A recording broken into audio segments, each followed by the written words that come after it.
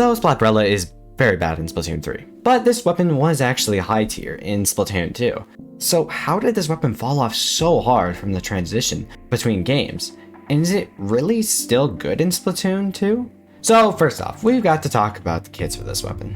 Its vanilla kit had Sprinkler and Inkstorm, which, say what you want about Sprinkler, Inkstorm is probably the best special this weapon will ever get, unless it somehow gets Wavebreaker. But that wasn't even the high tier kit. This was. The Sorella Brella had Auto Bomb and Splat Bomb Launcher. Splat Bomb Launcher had a ton of synergy with Brella because you could use the main weapon and the special at the same time, which was very good. And then there was Auto Bomb, which I know some people don't like this of. What are you supposed to do with an Auto Bomb? But because this is a very cheap bomb, and location is actually very useful on Brella, actually the Auto Bomb was probably the best lethal bomb it could have gotten. And did you know that Splatoon 2 actually did something better than Splatoon 3? Yes, I know, it's surprising. But Splatoon 2 had a better netcode and way better coded Brellas, meaning the consistencies that Brella has to deal with now were way more tame in Splatoon 2, or simply didn't exist. Don't get me wrong, Brella was still very inconsistent, but not nearly as bad as it is in Splatoon 3.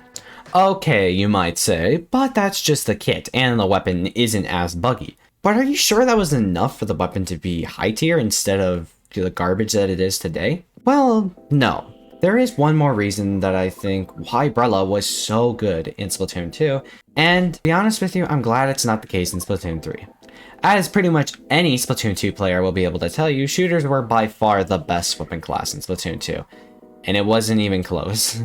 The meta pretty much revolved around dealing well with shooters and playing shooters. And what is one of the best soft counters to shooters? Brellas. And now in Splatoon 3, the meta revolves around fighting HP specials like Crab Tank or Booyah Bomb. And also some weapon classes that were just bad in Splatoon 2, like the Blasters, are now actually pretty good in Splatoon 3.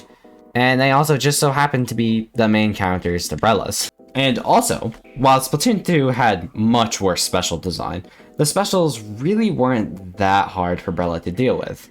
I mean, pretty much everyone had to deal with the specials in the same way. But in Splatoon 3, it feels like nearly every special wants to kill Brella. Crab Tank, Zuka, Kraken, Ultra Stamp, Slider, those will all shred your shield. Everything either shred your shield or is really not fun for Brella to deal with. So yes, I still believe that Splatoon 2 Brella is a high tier, and while I do miss it, we really need some buffs to Brellas to make it so they stand out without having the meta cater to Brella specifically. But that's all for me. Thank you guys so much for watching all the way to the end. My name is CATLOAFMAN, and I'll see you in the next one.